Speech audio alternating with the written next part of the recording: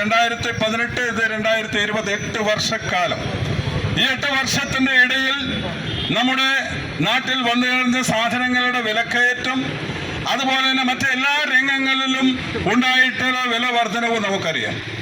ആ വില വർധനവിനനുസരിച്ച് ജീവനക്കാരുടെ ശമ്പള വർധനവ് വരുന്നുണ്ട്, മറ്റു തൊഴിലാളികളുടെ വരുന്നുണ്ട്.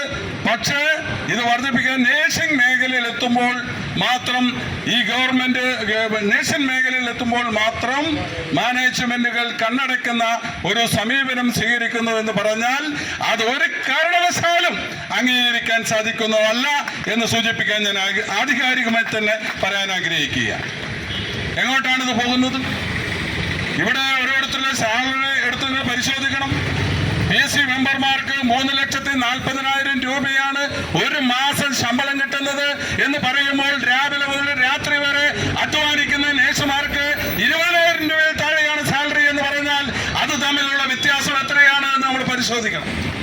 +2 കഴിഞ്ഞു, ഇനി എന്ത്? മാസം 1 ലക്ഷം രൂപ സ്റ്റൈഫൻഡോട് കൂടെ സൗജന്യമായി നഴ്സിംഗ് പഠിച്ചാലോ? അതും ജർമ്മനിയിൽ. +2 ഏത് ഗ്രൂപ്പ് പഠിച്ചവർക്കും ഇനി പഠിക്കാം, പറക്കാം. കൂടുതൽ വിവരങ്ങൾക്ക് യൂറോലീപ് immigration consultancy, German language institute, Kannur, Thrissur and Kollam. Phone 7356 958 784 9400 100 499.